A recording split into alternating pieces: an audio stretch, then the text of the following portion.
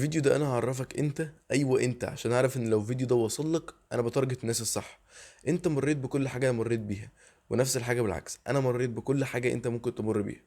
بس انا لقيت طريقه ان انا اقلل العادات السيئه بتاعتي. ماشي. من طرق كتيره بقى، جربت حرفيا كل حاجه زي ما انت دلوقتي عمال تدور على اي حاجه تعملها عشان توقف العاده السيئه اللي انت بتفكر فيها. فانا هقول لك انا اتعلمت ايه. اسمع قصتي وممكن انت تستفاد. من تقريبا 3 سنين انا كنت عادي زي اي عيل صغير، كنت بروح المدرسة، برجع من المدرسة بفضل العب فيديو جيمز طول اليوم واعمل سكرول طول اليوم عشان ده اللي العالم دلوقتي بيعملوا فينا.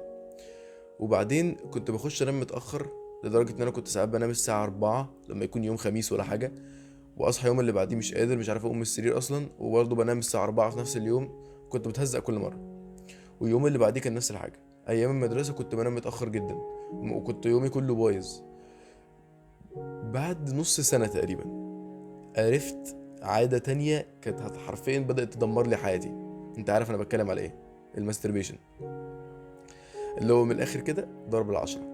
ماشي. العادة دي حرفيا كانت بتموتني. كنت حاسس ان انا بدأت ادمن حاجة زي مخدرات، بس هي مش مخدرات عشان كل حد بيقولك ان هي مش حاجة ادمان قوي كده، وقفها وخلاص، لغاية اما الحد ده كمان يخش فيها تروح ملاحظ ان هي لا ادمان. واحد تاني يقولك لا دي مش ادمان، تروح مكلم مامتك مثلا وتكلم ابوك، تحاول تخليهم يساعدوك، يقولك ده مش ادمان. ده اللي كان بيحصل لي.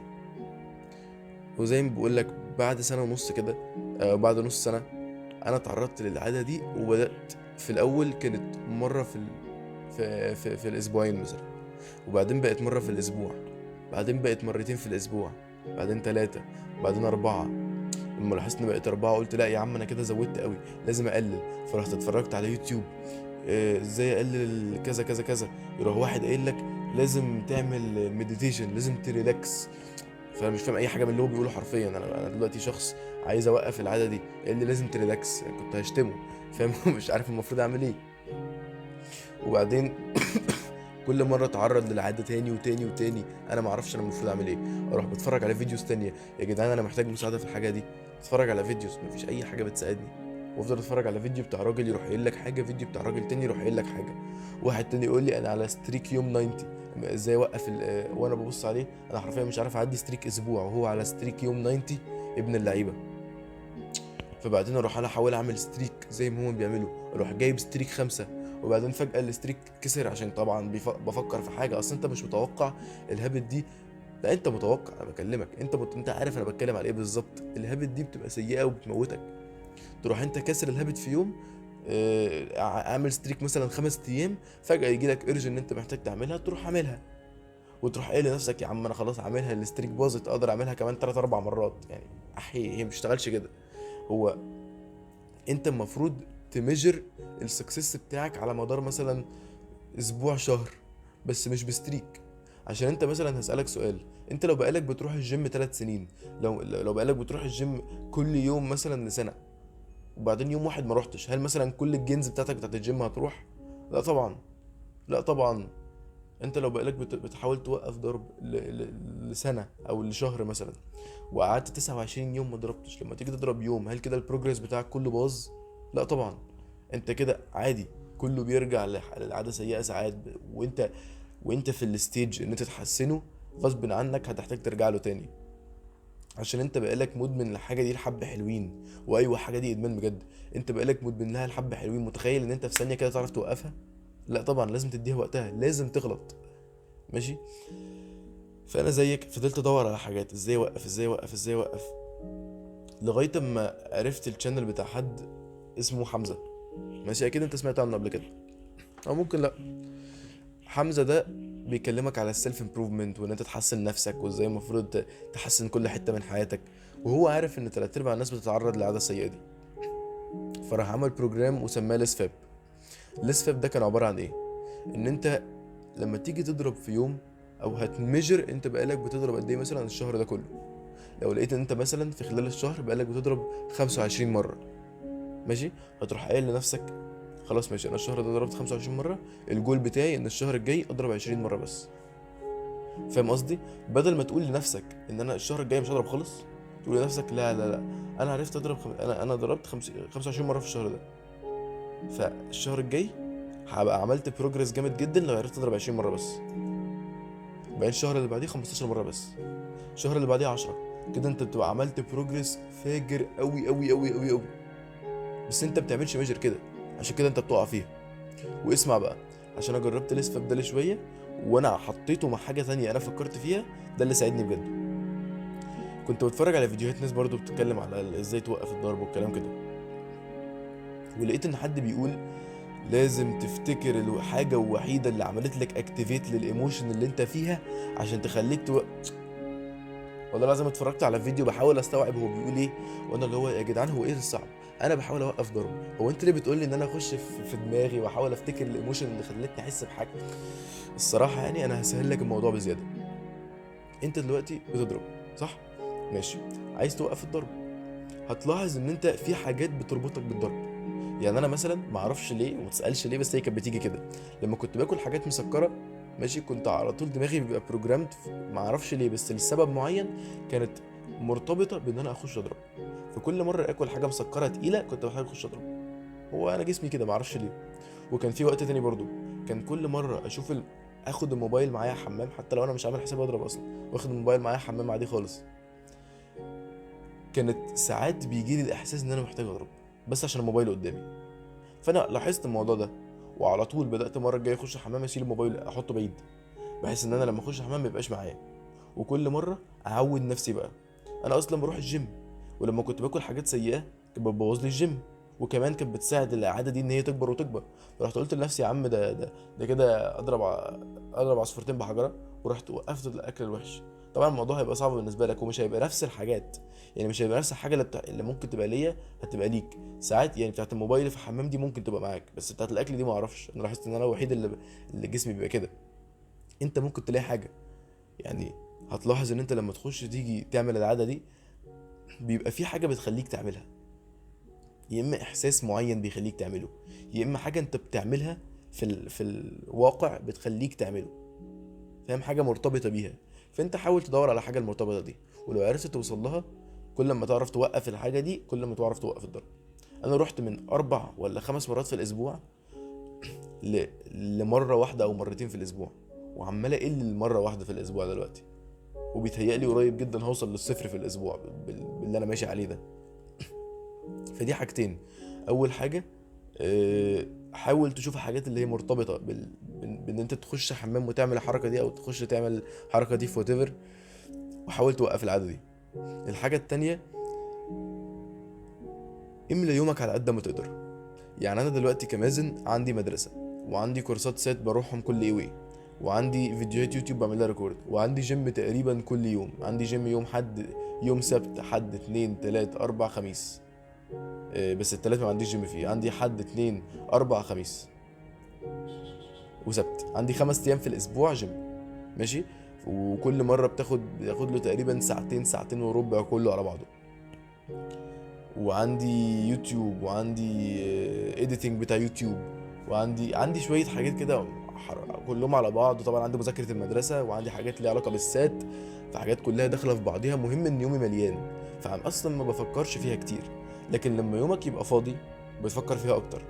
بس انا طبعا مش هقول لك املى يومك بحاجات زي السوشيال ميديا، املى يومك بحاجات زي كده عشان تعوض عن الفضل اللي موجود. وطبعا الزهق صعب، بس انا عايز اعرفك حاجه. السوشيال ميديا عامه كانت تريجر تاني بالنسبه لي، غير الاكل وغير ان انا اخش الحمام بالموبايل، كان تريجر تالت. عشان كنت كل مره انت عارف حتى لو ببص على السوشيال ميديا عادي خالص، ساعات انت بتبقى زهقان جدا تروح فاتح السوشيال ميديا تلاقي لك واحده حلوه كيرفي بقى كده، ماشي، وتروح يلا بقى وتروح داخل انت في الموضوع. فده بيبقى تريجر تالت. انا بيتهيألي التريجر ده بيبقى لكل حد كمان. يعني انا سمعت ناس كتيره مش انا بس بيردوا بيقولوا نفس الحركه. فادي تريجر تالت انت لاحظته مثلا. ايه تاني؟ ففي تريجرز كتيره بقى انت ممكن تحس بيها. انت لو عرفت توقف الحاجات دي اللي مرتبطه بالعاده السيئه اللي انت عايز توقفها، اي عاده مهما كان هي ايه هتعرف توقفها. عشان بيبقى في حاجات معينه بتخليك تعمل العاده دي. لو انت وقفت حاجات اللي تخليك تعملها انت وقفت العاده، صح؟ فادي ده المشكله، ان الناس كل مره لما تحاول تصلح عاده سيئه بيعملوا ايه؟ بيدوروا على حاجات اللي بتحصل يعني مثلا مهما كان العاده كانت ايه اللي خلاك تعملها، هي حاجه كانت حصلت في الاول، اللي هي الحاجه اللي مرتبطه بالعاده دي. المشكله الناس بيحاولوا يصلحوا العاده نفسها مش اللي مرتبط بيها، فاهم؟ وانت لو وقفت اللي مرتبط بيها العاده على طول هتقف. فالناس كانوا بيبصوا عليها بطريقه غلط. بس عشان اجيب لك من الاخر يعني، عشان ما لخبطكش، الملخص الاخير بتاع الفيديو: انت عندك عادات سيئه، وانا مريت بنفس العادات السيئه بتاعتك دي. في حاجات انت تقدر تعملها عشان تصلح العادات دي. الحاجات دول ايه؟ اول حاجه، شوف الحاجات اللي مرتبطه بالعاده بتاعتك، وما تقوليش لا لا لا مش عارف افكر، مش قادر افكر. اديلها ثانيه بس وفكر. لو انت بجد شخص عايز توقف العاده دي ومش بتحاول تدي نفسك اي اكسكيوز وخلاص، ادي نفسك وقت تفكر بجد. عشان انت بتقوليش انا عايز اوقف العاده، وفي الاخر تروح كل ما تسمع حاجه في الفيديو تقولي لا لا لا لا مش قادر اسمع. اسمع وحاول تستخدمهم، هم هيفيدوك غصب عنك، فاسمع والنبي. اول حاجه، شوف الحاجه اللي مرتبطه بالعاده بتاعتك دي. مثلا انا بالنسبه لي زي ما بقول لك، كانت ان انا اكل حاجات مسكره، كانت ان انا اخد معايا موبايل الحمام، كانت ان انا اتفرج على فيديوهات سكرولينج على السوشيال ميديا، اروح شايف واحده حلوه بتفكرني بحاجه. دي اول حاجه. تاني حاجه، يعني اول حاجه شوف الحاجات اللي مرتبطه بيها. تاني حاجه، انت على طول على طول على طول وقف سوشيال ميديا. يعني في اي حاله وقف سوشيال ميديا، عشان السوشيال ميديا بيوريك البنات كده الحاجات الانرياليستيك، وده على طول او البنات عامه حلوه، وده على طول بيخلي دماغك يروح شمال. ماشي؟ لما تكون شايف بنت كده وخلاص، وانت اصلا واحد زهقان مش عارف تعمل ايه بيومك، تروح شايف بنت خلاص على طول. دي تاني حاجه. تالت حاجه، املى يومك بحاجات كتير. الصراحه يعني واحده من احسن الحاجات اللي انا سمعتها، املى يومك بجد، املى يومك بحاجات مفيده كتير. ماشي؟ حاول تعوض عن الحاجات المضره اللي انت كنت بتعملها بحاجات مفيده. لو انت كنت على السوشيال ميديا، حاول تقرا كتب انترتينمنت. ماشي؟ حاول تنزل للليفل اللي اقل منه سيكا، وتنزل بالتدريج. يعني لو انت كنت سوشيال ميديا، حاول مثلا تقلب اوديو بوكس، وبعدين تقلب كتب عاديه انترتينمنت، وبعدين تقلب كتب اديوكيشنال، فاهم؟ تحاول تفضل تنزل في المتعه لغايه ما توصل لحاجه انت عارف ان هي بتفيدك. ادي ثلاثه، هو تقريبا دول الثلاثه الاساسيين. والصراحه يعني لو انت بتصدق في ربنا، ادعي. ادعي كتير، ادعي كتير، افضل ادعي ربنا ان هو يساعدك، بس ادعي ربنا ان هو يساعدك واعمل كده. واحده من اهم حاجات، معرفش انا ازاي كنت هنسى اقولها، واحده من اهم حاجات لما تيجي تقع في العاده السيئه، انا مش عايزك تقول لنفسك انا وقعت في العاده دي، انا انسان سيء. يعني ما تفكر، حتى ما تفكرش فيها، مش عايزه تعدي في دماغك اصلا. عشان انت لما تعدي في العاده دي، الدوبامين بتاعك بيبقى نزل جامد جدا، لدرجه ان انت بتفتكر ان انت انسان سيء. بتفتكر ازاي انا شخص عملت كده. بس صدقني ناس كتيره جدا بتقع في نفس اللي انت وقعت فيه. بس بالعكس كمان، انت في ليفل بتحاول تحسن من نفسك. في ناس مش كده اصلا، في ناس مش عارفين يحسنوا من نفسهم، ولا مش عارفين، مش عايزين يحسنوا من نفسهم. تخيل انت شخص بتحاول تحسن من نفسك وهم كده، في والله.